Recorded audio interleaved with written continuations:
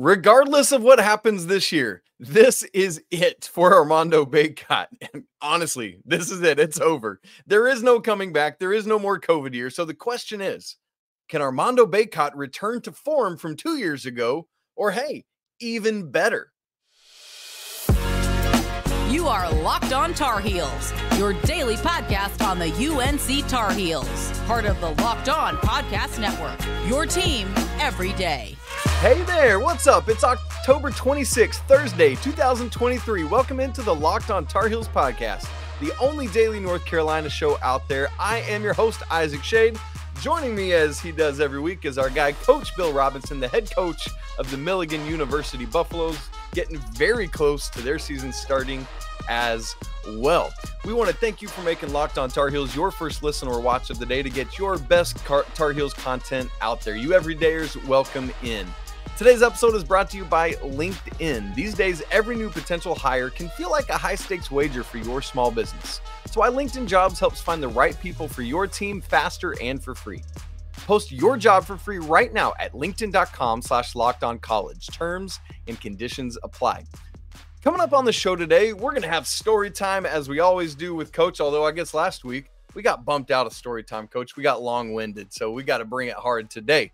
And then we're going to look at, hey, what do you do when the unexpected happens right before the season and you lose a player for one reason or another? But before we get to all that, I want to talk about Armando Bacot.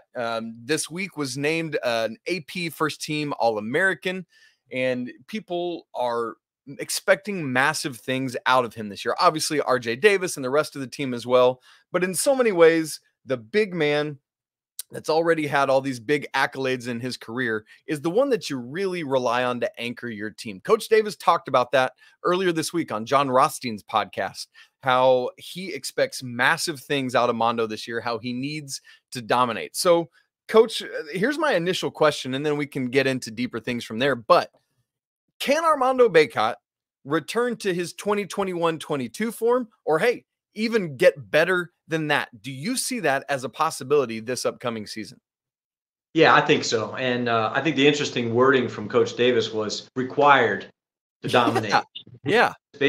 What it's expected. And I think part of that is system stuff. They're going to ask him to run the floor more. They're going to pitch it ahead to him. They're going to, throw it to him more. I think they're looking for that too. It comes down to those 1-2 skills. I think, he had some drop off on the big stats last year with rebounding and blocks, but I think the domination comes from motivation. And I think if coach is demanding it up, and he is going to demand it of him, he's going to get the minutes. He's going to have the right to be able. He's going to have, going back to last week, he's going to have the green light to be able to do what he wants to offensively. It's time to demand him to dominate, and I expect him to have a great year. Interesting. Yeah, the verbiage used by Coach Davis there, I'm with you. That was really interesting. And I think, Coach, I think the prevailing assumption is he's been like not remotely close, or last year he wasn't remotely close to where he was his junior year. His scoring only dipped by 0.4 of a point last year, from 16.3 down to 15.9. I think that comes up, although I think there's better scoring to go around with the team this year. So I do think it moves up. But yeah, as you said, the bigger drop off was in rebounding and blocks. Rebounding was down from 13.1 down to 10.4. What are the things, Coach, that could contribute to that? You talked about those 1-2s. He had some injury concerns last year. What all sorts of things do you think factored into that downturn last year? Yeah, being on the outside, we can come up with all kinds of scenarios of why. So I'll try, because that's what we're here for. Exactly. They are effort skills, and they're 1-2 skills. There's a lot of talk about, did guys just get complacent after making that big run, and we just kind of expected everything to be easy? Did Armando expect things just to be easy and given to him? He didn't have to fight for them the way he did the year before. That's one theory. Another theory is, he's thinking, well, I'm going to play a ton of minutes. I can't go over the back for this guy going for this rebound, because if I get another foul, I'm going to sit for a little while. Or if I go to try to block that shot, I may get a hand instead of an arm instead of the ball, and now I got to go sit. Those are the type of things. Am I thinking about it? Those type of scenarios, and trying to get into his mind a little bit and be thinking what he's been thinking. But is it matchups? Were the matchups just different this year compared to last year? Is it just because maybe, I didn't get a chance to dominate that 6'8" guy because all of a sudden I'm against a 7'2" guy. I don't think that's it as much. I think it had to do with the very first thing. I think he just the effort wasn't there. It wasn't the same. Not that he didn't play hard. I just don't think it was at that high peak level, and that's what coach is demanding of him this year, to get back to that high intensity. And here's what's interesting. While you were talking, I dug a little deeper because I realized I hadn't thought about this angle of it. Here's what's really interesting to me, Coach Rob. You ready for this? His offensive rebounding numbers last year were identical to his junior year. 4.2 offensive rebounds a game his junior and senior years. The drop was specifically in defensive rebounding, down. It was 8.9 the year before, down to 6.3 last year. So it's specifically on the defensive end. And that would indicate to me a lot of what you said there. Like with the offensive rebounding, it's positioning, it's luck of the bounce sometimes, some of that. But that's even more curious to me that it's on the defensive end. Knowing that specificity, does that lend any other nuance of it to you? I'll give you one thing about defensive rebounding now compared to what it was, 10, 15 years ago. Shots are longer. The rebounding's different. But when he boxes somebody out, a lot of times, I also talk about defensive transition philosophy has changed a bunch. Where they used to have maybe 3 or 4 guys going to the glass sometimes. And you look at the NBA, they'll have times where there's nobody going to the glass.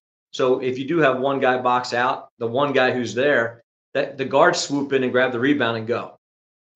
So I think that has part of it to do with that whole situation. But he's got to go want the basketball. He's got to box out that guy. He's got to knock RJ and everybody out of the way to go get that. And those are the motivation that I think coach is trying to get him to understand is, yeah, that's great that you're doing a little thing. You got to go get it.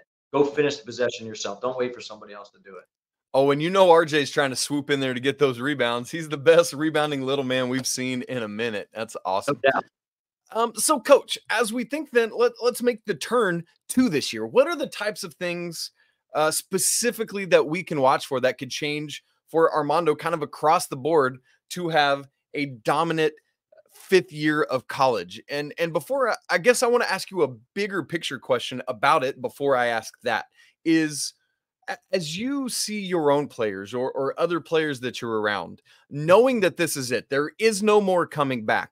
What does the sense of urgency that accompanies that bring with it that maybe he didn't have last year, or maybe some of the want to wasn't as high level as it could have been?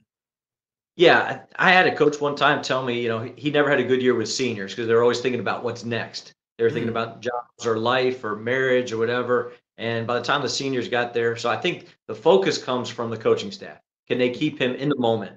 Stop thinking about next year. Stop thinking about Final Four. Let's stop thinking about conference play. Let's talk about today. Let's talk about what we can do right now, possession by possession. And I think you'll see him be more aggressive in the post.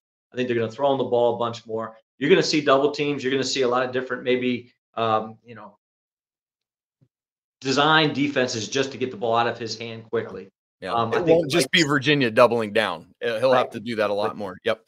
We may see some junk defenses. We may see some teams, doing some crazy stuff just to be able to get them out of the rhythm. That's what I would do, and we've talked about that some too. But I'd like to see Armando get it, get rid of it, get it right back. And if we have that emphasis on being able to get him involved, especially early in the games, the guys will realize that will open up everything for everybody else. If he's dominant in the post, guys are going to get great shots on the perimeter. How big a deal is it, looking at 2 years ago when his numbers were higher, the fact that was Brady Manek, a more perimeter-oriented four, versus last year with Pete Nance, who was a more interior oriented four, and then thinking ahead to this year where we expect, not the shooters from a capability standpoint that Brady Manek was playing the four, but when you look at Harrison Ingram, Jae'lyn Withers, and Zayden High, they project to all be more perimeter-oriented fours. Does that in and of itself help Mando's individual numbers come back up? Yeah, I think there's two aspects there. You got guys who can make shots from out there, drawing that defense back out. You also got some guys there who can slash a little bit. Jae'lyn Withers can get to the rim. Harrison can get to the rim. They do it different ways. One's more explosive, one's kind of more crafty. But then they're going to draw Armando's guy. Then the dump down, the little bounce pass, the little lob. Those guys are going to share the basketball with him. Armando's got to be the guy. He's got to demand the basketball. And I think those issues are going to be really interesting to see how they all work together. But I mean, he's going to get his shots, he's going to get his touches, and I think he's going to have a great year. Yeah. And Pack and I talked about this yesterday, but with having, two legitimate guys behind him with Jalen Washington and James Okonkwo, you can go harder for those minutes you're in, be more efficient, do it, get your breather, and then come right back in and play hard for another stretch and then come right back out. So Coach Rob and I are in agreement on this. We expect a massive final year from Armando Bacot, helping. I don't think he has to put the team on his shoulders, but he is going to carry a heavy burden and a heavy weight, and we'll see what that is. Now, this time of year, in the lead up to the college basketball season, just a week and a half or so away at this point, the unexpected hits basketball teams hard. Injuries, waivers being denied, legal trouble. Hello, Taco Bell and Mackenzie and Baco. What's up? How on earth does a coach and a team handle those situations, keep the locker room together, and move forward? Well, it's a good thing we got Coach Rob here with us to help us figure out the answer to that question. We'll talk about it in just a second, right after I tell you that today's episode of Locked On Tar Heels is brought to you by Prize Picks.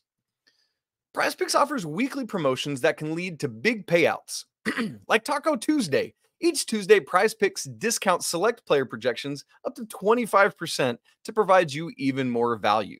They've also got this thing I love called the reboot policy, in which your entries stay in play even if one of your players gets injured. Prize Picks is the only daily fantasy sports platform that has that injury insurance. And I love how crazy easy it is to play in their format. You pick two or more players across any sport, and you look at the projected stat that's given, and then you just pick whether they're going to get more or less than that projection. For Tuesday, for example, earlier this week, you could have grabbed Austin Reeves of the Lakers for 15.5 points. Wild stuff there. Go to prizepicks.com/lockedoncollege and use code LockedOnCollege for a first deposit match up to $100. Again, that's prizepicks.com/lockedoncollege and use code LockedOnCollege for a first deposit match up to $100. Prize Picks, daily fantasy sports made easy. This episode is also brought to you by LinkedIn. These days, every new potential hire can feel like a high-stakes wager for your small business. You want to be 100% certain you got access to the best qualified candidates available. That's why you got to check out LinkedIn Jobs, which helps you find those right people for your team, both faster and for free. After that, it's super easy to create a free job post on LinkedIn Jobs, and then you just add it to your job title and the purple hashtag hiring frame to your profile so people know that you're hiring. After that, use simple tools like screening questions to make it easy to focus on the candidates with just the right skill set and experience so you can quickly prioritize who you'd like to interview and then ultimately hire. This is why small businesses rate LinkedIn Jobs #1 in delivering quality hires versus the leading competitors. LinkedIn Jobs helps you find the qualified candidates you want to talk to faster. Post your job for free right now at linkedin.com/lockedoncollege. Again, that's linkedin.com/lockedoncollege to post your job for free. Terms and conditions apply. All right, Coach.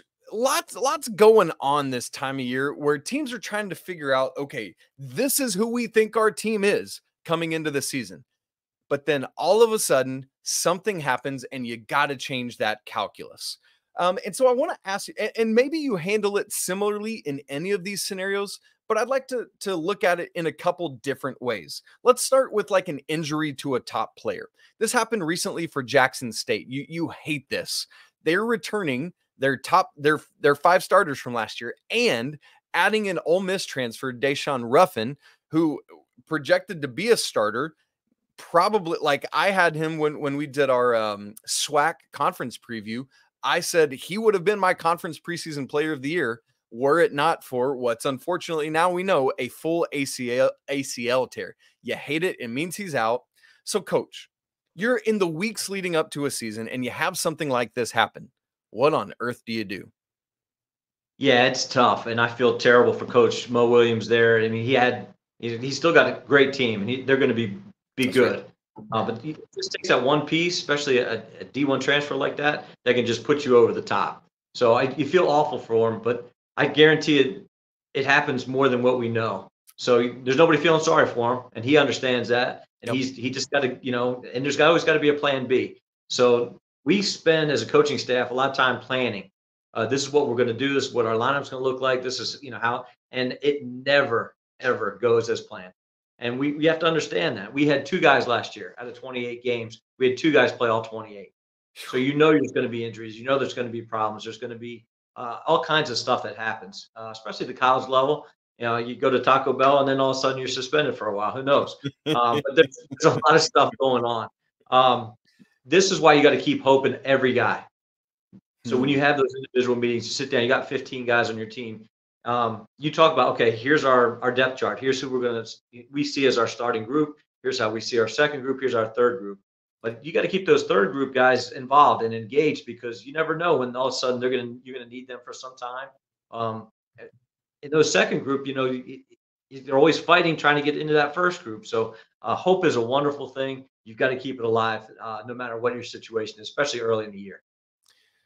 With an injury specifically, is it different if it's like the best player on your team versus one of those second or third team guys, in terms of like messaging? I know like maybe internally amongst the coaching staff, it's one thing, but I mean in terms of like messaging to the team. Yeah, we've got an injury right now with one of our guys who we didn't project to be a starter. He's probably going to be a second or third guy. He broke a bone in his hand. Oh, and he's in a cast, and he actually went back to doctor yesterday, got bad news. It's not healing as quickly as any of us wanted to. But he's a freshman, and it's not wouldn't be a starter. So it's somebody we think that will, help us down the road. And maybe this is not tragic. Maybe this is something that will help him just get a better perspective of how everything is run. Because he's sitting there watching their practice. He's running the score clock for us because we don't have a manager. So, but he's engaged and he's learning things from sitting, and sometimes that can be beneficial. Obviously, if it's a big part, if it's somebody like in this case, it could be your best player.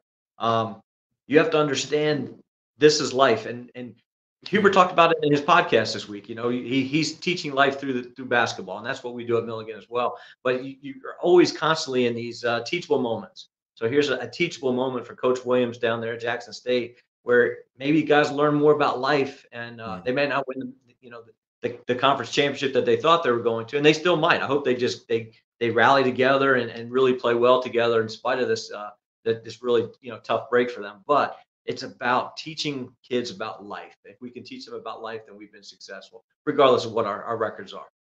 How much you talked about that rallying? How much of that do you actually use as a coach of like, hey, let's play for this guy. Let's circle the wagons. Let's do it for Coach Rob, and you get his initials on your jersey and do that. Like, is that a motivational point that you legitimately would use? Yeah, I think win one for the Gipper kind of it lasts a game, maybe 2. It's not something that you can talk about every day.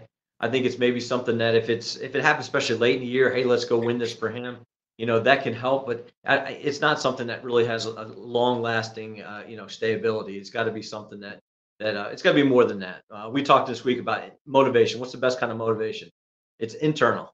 You got to drive your own engine. You got to be able to, bring it from within. And if you're always looking for some kind of outsource or something else to motivate you, whether it's mom and dad in the stands or bulletin board material or exactly, you've got to bring it from within, and that's really the most important thing. That's good. Now, Coach, you made light of, and I think I did too a little bit ago, the Mackenzie and Bacot situation that happened this past weekend in Bloomington, Indiana. We talked about it on Monday's show, as giving him a hard time. I said honestly he should parlay this into an NIL deal with Taco Bell. So for those who maybe didn't catch it, Mackenzie and Bacot got arrested this weekend. A 5-star elite freshman that's playing for Indiana was initially committed to Duke, decommitted when Kyle Filipowski came back, and now is in Bloomington. He got arrested. He's out on bond because anyway, he just wouldn't leave the premises. They wouldn't serve him. It was a whole thing. But Coach, when you've got a player that's, let's call it what it is, being a bonehead and just making dumb decisions, how is that like a different messaging? Like if he's going to be suspended or something like that, how is that different than when an injury strikes and it's something that a player, it wasn't a self-inflicted thing like this would be? Yeah, there's different types of distractions. This one can be something that can really drag the team down if coaching staff will allow it. I would want more details. I understand our guys go out at 2:00 in the morning to cook out and go get a tray, and I How don't can you necessarily not, Coach? How can you not? exactly. But at 2:00 in the morning, I really don't want my guys out, and they know that. But that's just part of it. It doesn't sound like he was really doing anything to. He wasn't evil. It just sounds dumb. And how do you handle that? We all do dumb stuff. Do you suspend them for a game, for 2 games? Do you make them do an apology? Maybe you do a team project at Taco Bell, doing some landscape work around to do something just to be able to smooth it up and put some pictures on social media of you guys, kind of bridging that gap. But um, you know, he's a freshman, right? He's going to do stuff. And again, here's another opportunity to have a teachable moment. But we talk about being in the fishbowl, and our guys, even at a small college, basketball just looked at differently. And we've got to understand that people are looking for us to be, even in a Christian college, they're looking for us to make mistakes. They're looking for us not to stand at attention for the national anthem. They're looking for us not to do well in the classroom, or for us to roll through that stop sign on campus and say, oh, one of your guys, he ran the stop sign. So we actually put it in our handbook, guys, make sure you stop at the stop sign. Wow. Make sure you do the little things. I don't like our guys wearing headphones to class because I don't want them to look like they're in their own little world and don't want to interact with people on campus. Those are little things. And if a kid does it, we don't punish them. We don't suspend them. We just ask them not to do it anymore, because we want them to, hey, you may be passing your future wife. You may be passing the professor that wants to say hi to you, and maybe he can help you, get that one assignment done when you're having struggle with it. So there's little things that can help. And obviously this is a huge distraction for Indiana at this time, and something you don't want to happen ever, but never right before the season starts. Well, I can attest to the meeting your future wife on that very campus. I met mine passing her by on the way to class, and I got myself a Texan. So, Coach, maybe this final scenario is more similar to an injury, but I mean, Carolina knows this all too well right now because of the Tez Walker situation, which has thankfully been resolved. Took longer than it should have, but like West Virginia recently experienced this with Raekwon Battle getting a waiver denial right before the beginning of the season. I mean, it's a player you're relying on and expecting, and then all of a sudden is taken out of your rotation. Now, is capable of playing, from a physical standpoint, but is disallowed from playing from an NCAA standpoint. Now, obviously different for you being under the NAIA, than the NCAA. But if you had a player who is denied eligibility for one reason or another, and it seems silly based on what the NCAA had previously been doing, and then all of a sudden they make this switch. What is that messaging? How do you rally your team around that? Yeah, the timing of this is horrible. But the coaching staff had to know that this was a possibility. So in their minds, they have to be sitting there going, okay, this is plan A. This is where we really think if everything goes completely as planned, this is where we're going to be. But we've got to be ready for this to happen too, in case we don't get the waiver approved. We had a situation my second year, we had a transfer from Florida. And he played for Billy Donovan for 3 years. He was the best shooter on the team, but he just couldn't defend. He wasn't an SEC, athlete. Transfers to Milligan, leads the NAI and made threes per game for the year. We ended up winning the conference. He used a year of eligibility. He was lifting weights and had barbells in his hands on one of those balls, workout balls, and it broke. And he fell and broke both wrists. And this was workout with the team.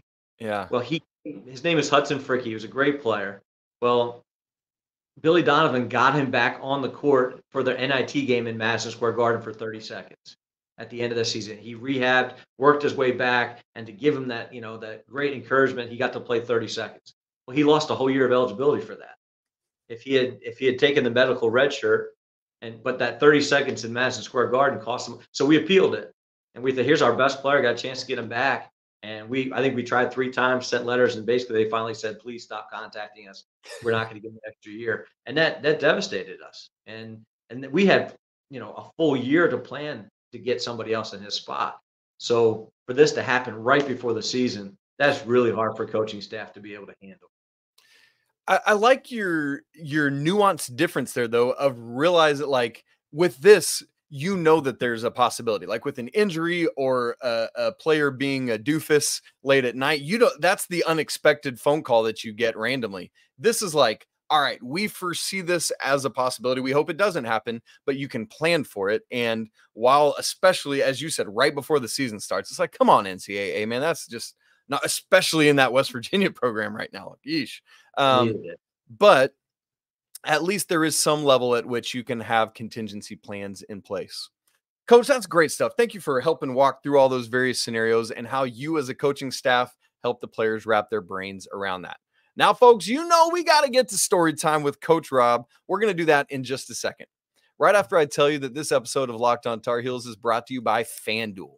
Snap into action this NFL season with FanDuel, America's #1 sportsbook. Right now, new customers get $200 in bonus bets guaranteed when you place a $5 bet. That's $200 in bonus bets, win or lose. You've been thinking about joining FanDuel? There's no better time to get in on the action than right now. The app is so easy to use, and you can bet on all sorts of different things like spreads, player props, over-unders, or how about this? FanDuel right now has the National Player of the Year lines up for college basketball. Zach Edey is the favorite, obviously, plus 155. Hunter Dickinson, plus 750. Duke's Kyle Filipowski at plus 900. UConn's Donovan Clingan, if he can get over that foot injury, is at plus 1,700. And Armando Bacot, plus 2,000. Go get you some Armando piece of that action. Visit FanDuel.com/lockedon and kick off the NFL season. FanDuel, official partner of the NFL. Folks, Coach Rob is in the process of writing a book of his 2 decades worth of working the Carolina summer basketball camp, all sorts of these great stories. And each week on the show, he shares a story of his experiences there with us. And so, Coach, excited to hear what you got for us today. Well, I want to talk a little bit more about Porky Spencer and his relationship with Coach Roy Williams. This fall will be 50 years that they've known each other. And Porky was playing high school football, and his assistant football coach, Roy Williams, which is hard to say that, thinking about Coach Williams as a football coach, came in the locker room one day, and Coach Williams looked at Porky and says, "You know what? I'm really in the mood for some Black Heart cherry ice cream." And Porky said, "Now, Coach, you won't believe this, but my aunt's got a Black Heart cherry tree in her yard." Coach disappears, comes back with a bucket. Porky has no idea where the bucket came from. But he says, "Here, go put this, fill this up with about, halfway full with Black Heart cherries. I'll give them to Wanda. Wanda will take the pits and stems out, and we'll make some ice cream." So that's what Porky did. They went to the house, and Wanda made the best ice cream, and they had a little porch swing. And Coach Williams sat on one end, and Wanda sat on the other, and Porky sat in the middle. And he said they sat there with a bucket and 3 spoons and just ate this Black Heart ice cream and didn't talk for 15 minutes. Didn't say a word. The 3 of them just sitting there eating ice cream. And finally, Coach Williams looks at Porky and says, "You know what? It doesn't get any better than this." And he believed that. Here they are in this little porch swing, and he's a high school coach making no money, but he really believed that that's as good as life can be. And I think if Coach Williams looked back, even with all the wins and national championships and all the money that he's made, still that was a wonderful time of life that they had together. They had a snow day when Porky was in high school. And what do you do during a snow day? You sleep in. You're like glad, you don't have to get out of bed. The phone rings, and it's Coach Williams. He said, "Get over here." "What are you doing?" He said, "I'm in bed." He says, "Well, get out of bed. Put some clothes on." I said, "Coach, it's snowing sideways outside." He says, "You can walk to my house. Just get over here." And Coach and Wanda were living on the top of a 2-car garage. So you can imagine how small that little apartment was. Porky put on his clothes, and Coach says, "We're making steaks. I know how you like steaks. Come on over here. I'm making steaks."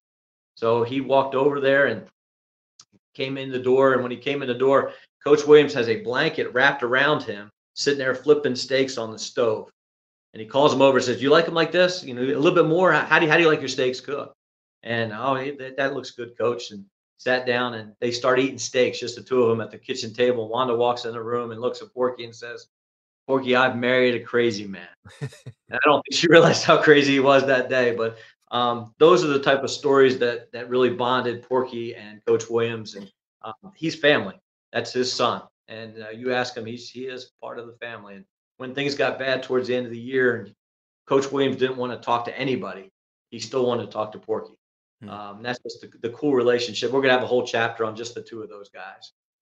So pretty neat stories. Hey, Porky always gets asked, did you know then that Coach Williams was going to be the Coach Williams that's the Hall of Fame coach, national champs, that all stuff? And Porky will tell you, we knew that there was something different from day one when he walked in the gym, that this guy was just different. And he proved that he definitely is very different. So those are my two cool stories for today about Coach Williams. I love it. Roy Williams, the snow steak flipper. You love to hear it. But and with that first story, it's like, it just speaks to, those are the people that you want to have success. It's like, that doesn't affect everything you talked about with all the accolades, doesn't affect who Roy Williams is. Roy Williams at his heart just wants to be that dude sitting on a porch swing, eating good ice cream. And I hope that's a good reminder to all of us, Coach Rob, that wherever it is that life takes us, the ups and the downs, find the pleasures of life that are in front of you and lean into those. For you and I, that is our faith in Jesus Christ. For some other people, it could be all sorts of various things, but find what that is and never deviate from that. That's a great story, both of them, Coach. Thank you so much, as always, for sharing them. Friends, that's it for today's episode of Locked on Tar Heels.